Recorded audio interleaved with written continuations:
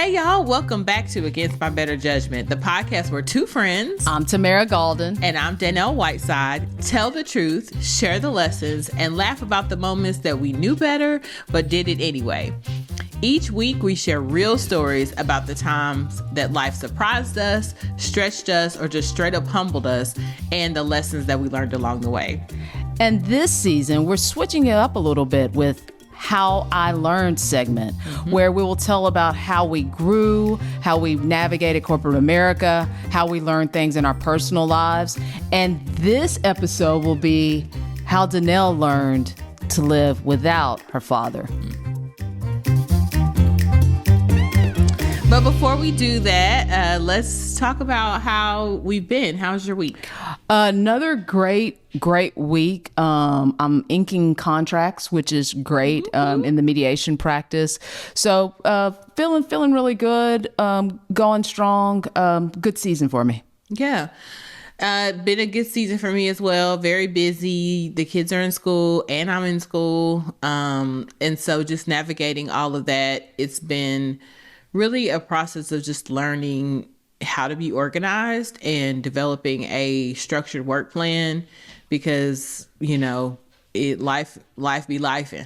Yep. So, you know, to be having a demanding job and also 3 children, a husband, trying to have friendships that you nurture and care about. Yep. Like, it's just a lot. But I am very grateful for the opportunities that I have. I'm very grateful for the people in my life that make things work, even though I have to be in different places. A lot of support. That's what it takes. So no, I like it. And I think it's a good segue into our section when you talk about lots of support, as we speak about how you learned to live without your father. Yes. So a little background. My dad passed away my senior year in college. Right before the fall semester kicked off. And in that semester that year, I was SGA president. And so it was really, really a busy time. And we were just at freshman orientation, which SGA had a lot of responsibilities. Student Government Association, I just want to make sure I make that clear. And so I basically just had to be like, hey, y'all, got to go back home and, you know, bury my father. And so since then, it has just been, grief is crazy.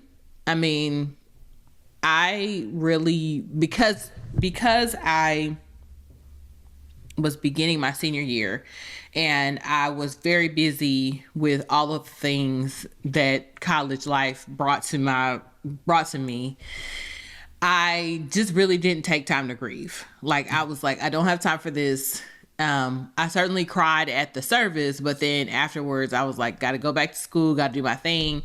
And then I also was going to law school I had a plan to go to law school. And so I was taking the LSAT and then, you know, studying for that, then took the LSAT and then graduating and then went right into law school. Didn't have time to worry about grief that time, you know, for that time either. Because as you know, law school is very stressful. Yes. You can really only focus on that. And then when I graduated and took the bar, didn't have time to focus on grief then. And then I finished and then I'm working. And at that point, it's like, oh, you have a little more free time and a little more time to sit and think. And so it was 7 years. Wow. 7 years later, it hit me like a ton of bricks. I just kind of felt, I'm trying to think about like what made me go to therapy at this time. This is the first time I started going to therapy. Wait, when you said it hit you, like, what do you, like, what was it? I'm going to tell you. So I just felt at that time just kind of lost. Like inside, I just kind of felt like unsettled almost. I had a great career, but I just felt like something was missing. Like it was something like I wasn't dealing with. So I went to therapy. It made me go to therapy. And in therapy, I was just really able to pack that I had not processed my dad's passing. That I had really spent many years just kind of like, yeah, he's gone, and it was a fact, but it wasn't something that I actually allowed myself to feel. And so that there was one therapy session, I think, where my therapist asked me, like, you know, what is holding you back from that? And I realized that I hadn't forgiven myself for kind of the ways that I treated him in his last years. That I just kind of, because he was disabled, and that's a very long conversation that we don't have time for today. But he had made some personal choices that really affected our family. And I knew that because of those personal choices that it was going to impact me negatively down the road. Basically, he wasn't going to be here because of those personal choices. And so I judged him harshly for that. And because I knew that I had to focus on me and my ability to, because I knew that he wasn't going to be here for the long haul in my life. It felt like I was not going to be able to have him to fall back on. So I just said, you know, I got to do what I need to do. Like, I can't let anything stop me from reaching my goals, because I won't have my dad to help me, was what my teenage brain told me. And so, I really just kind of said, I can't let that be a distraction. So like, I went hard on studying, getting a scholarship, going to school. Like, I got a scholarship in college and law school. And so ultimately the decision worked, because it helped me to be where I am now. And I definitely think he's proud of me for the way I was resilient through that. But again, I hadn't processed all that it took to get me to that point. So I found myself in therapy with this question, and I just like fell apart and just realized that I hadn't forgiven myself for those years. And so I left therapy and I went to his gravesite, and I just sat there and I just cried and cried and cried. And I talked to him, and I apologized for the way that I reacted, because at that point I had understanding of the human experience and how we all make mistakes, and we are all out here just doing the best that we can. And so since then, I feel that we have a better relationship now. It's grown, which sounds so crazy. And the reason that I'm saying this is because I know that there are people out there who are navigating living without one or more parents. And so I make space to talk to him. Like, for instance, if I look at my path and kind of how I, you know, graduated from law school at 25, he graduated with his PhD at 24. His career was like skyrocketing. Like, he did a lot of things early in his life. He made advancements early in his life, in his career, and I've made the same. And so there are times when I'm like, dang, I wish I could ask my dad what he would do in this situation. Like, for instance, my very first week of my doctorate program was actually the 20-year anniversary of his passing. Oh, wow. So on one of the breaks, because they're like, imagine I have been in school for 15 years, and there are just conversations that are happening at school about writing a dissertation and all of these things. And I'm like, I don't know anything about this. And so if he were with me, I could call and be like, hey, how did you do this? Or how did you find this? And what did you do here? So anyway, between one of the breaks, I was just crying. And thankfully everybody was out of the room, because I just really felt like I felt his presence, like, it's okay. Like, you're going to be able to navigate this. And so, like I said, grief is a weird thing where some days it doesn't even hit you, but then other days it's like, oh my gosh, it's like right there. And so again, I talk to him a lot. I'm like, I wonder what my dad would do. And usually, like, in our backyard, we have these trees. And so when me and the kids and my husband are in there like laughing, it's usually a red bird out there, a cardinal. Yeah. And I'm like, oh, there he is. Because my dad was always so joyful. And the biggest thing that I will always hear in my head is him laughing. He just had this huge laugh. And I'm like, I know he would just be right there when we're in the moments, just like laughing and cutting up and everything. So how you learn to live without your parent is you put one foot in front of the other every day. And you do your best to make them proud.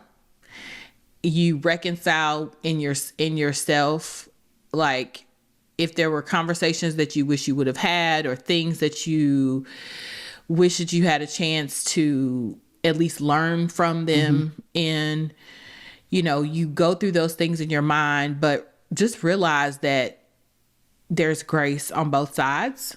Yep. And you, like I said, you just put one foot in front of the other, and you'll look back and be 20 years removed, and you're like, I know I'm making my dad proud. I know I am. Yeah. And one thing I've heard of several things, but one thing I heard is it's that period when they're still alive where we may start to process living without them.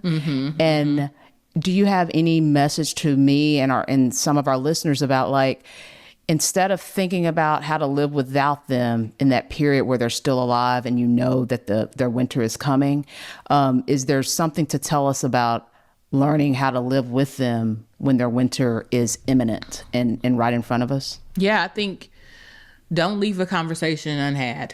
Make sure people know make sure your parents know how you feel about them, that you love them. Make sure that you are spending the time with them, because you can't get that time back. And, if you are in a relationship with your parents that are challenged, because, not everybody has a great relationship with their parents, work to find at least a common ground or a stable point, where we've said everything that needs to be said, and we have an understanding, even if that results in a relationship that's not that strong. At least if you know that there's an understanding, like you heard me and I heard you, then I think you have peace at the end of the day. Okay. And I also say, while this is how you learn to live without your father, I'm also hearing how you've learned to live with your father, even though he's passed. That's a very good framing. Yep. So he's still with me. Thanks, Dannelle. Yeah. So we are going on to our next segment, the Will Be the Judge segment, and we're going to lighten things up a little bit with this segment.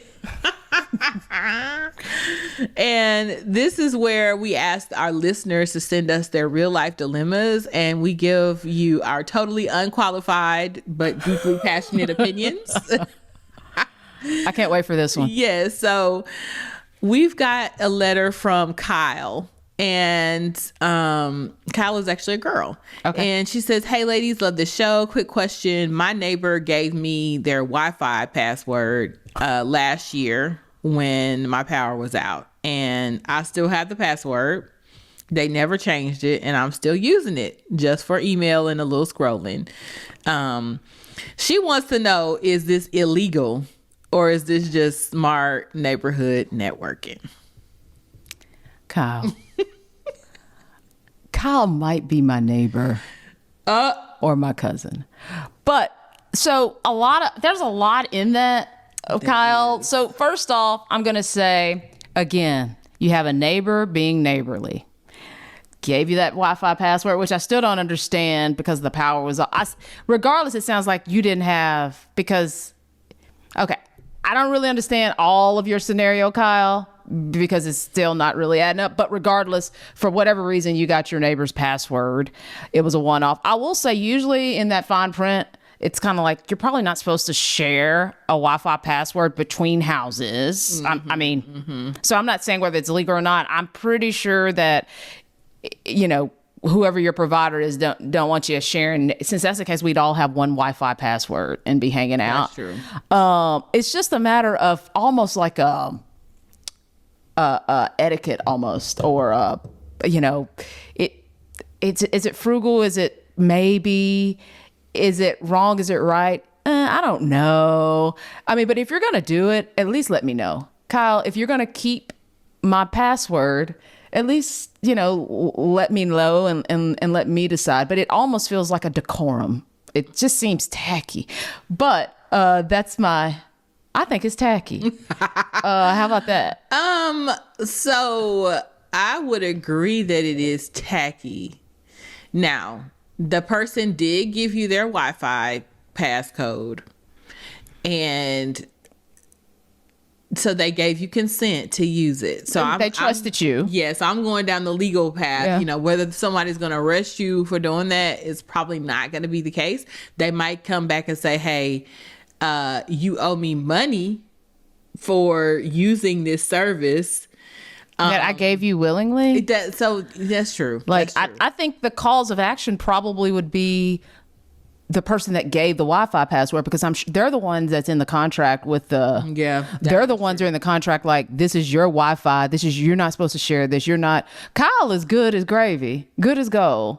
From a legal standpoint, I would true. think That's true. Yeah, but you know that it was for a limited purpose. You know good and well that this person didn't mean for you to have it forever. Unless so, one day what's going to happen is, because actually we just had this happen. One day you're going to try to log in and you're not going to be able to. Yep. And that's going to be it. Yeah. Because we have YouTube TV. Okay. And we share it with our parents, because the least we could do is pay for them to watch. But are you're just sharing your password? Yeah, but you can add different accounts. Oh, so you actually aren't sharing. You're not sharing one account. We are sharing. Well, we're sharing, but they have different. Like, my mom has a login and my mother and father-in-law has a login. But are you paying something different to add accounts? Or are you just paying your one amount? We pay one amount, but it's for, like, I think up to 4 people. Yeah, it's 4 people in that same house. It's like all those squares you can put you, Donovan, you just put your mom. And I can understand if you're like the Netflix rule now, where, they charge you $800 for a subscription and you can get a second subscription for another $1,600, something like that. No, you are paying one price for a subscription and you sharing it with your mama. Now, you brought this up on this podcast that everybody's listening to. I did not. I would cut this if I were you, Dannelle, but carry on. Okay, I'm just going to say that we kept, because of the, I guess, number of TVs that were signed in, they kept kicking us off saying, you've reached the number. Mm-hmm. So I went into my profile to see who all was logged in, and it was people in Florida and in Alabama, because we logged in when we went on vacation in their Airbnb. And so I kicked them out. Mm-hmm. So now they're going to be like, well, can't watch YouTube TV anymore. Wow. So this happens, is the bottom line. It happens, but you know good and well you're wrong. Kyle, cut it out. Cut it out, Stop Kyle. It. It's high. I know rent is high or mortgages are high and you want to save on a bill, but Wi-Fi is at this point like electricity. You got to have it. You got to have it. So get you an attorney, Kyle. Dannelle's coming for you. No, just get you some service for Wi-Fi at your house. No, good question. Keep these questions coming, y'all. Yeah. Kyle got us. And I mean, the thing is, when you email us, be prepared. We are judgy. Yeah. I would say your last name, Kyle, if I had it. So no, we're not going to do that. Would. We're not going to do that. I would. But we're going to tell you our honest opinion. You need to get Wi-Fi. Get right. Yeah. It used to be an old gospel song that said you got to get right or get left. Well, I wouldn't know because you say you can sing and I've never heard it. But carry on. Anyway, so now it's time for the Against My Better Judgment segment, the part of the show where we really admit the things that deep down we knew better, but we did it anyway. And so Tamara has a story to tell us. Yeah. So I'm going to take this one. So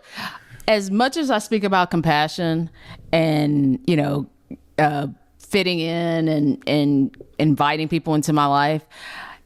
Hey, I haven't always been saved, y'all. So I used to be like a mid-grade bully, like just a low-level bully. Yeah. That's a strong word. Yeah. I'm ashamed of it, but it's my story. I used to be a mid-level bully. And what I would do is there were two particular people. And usually it would stem from what was funny. Again, like if everybody kind of ostracized the person, I was like jumping in. Like I'm in this. And there were two people in particular that I would kind of bully, like not beat them up or anything, but just pick with them on, like I would just, pick with them hard. Now, when you were a kid? Yeah, okay, I'm young. So like one particular person was a girl, and on the playground, we would like call her name, say she smelled bad. We would go all in, just mean stuff. Yeah, it was bad. And then there was a neighborhood boy that I don't know why, but like I wanted his glasses. And so I took his glasses because I wanted to act like I needed to wear glasses. And like on the bus, when we went under the tunnel, we always went under a tunnel, and everything happened. That was 5-6 seconds under that tunnel. Y'all was tagging so, each other. Man, I would wear him out when we went under that tunnel. Then when you get from under the tunnel, everything's good. Well, I got to thinking like, I'm a mid-level bully. People calling me out of my name still. Like, people still kind of making fun of me. So I was like, in order to be the bully, like I wanted a promotion. Like I wanted to be like... Oh, you wanted to be the... Correct, because I didn't have the street cred.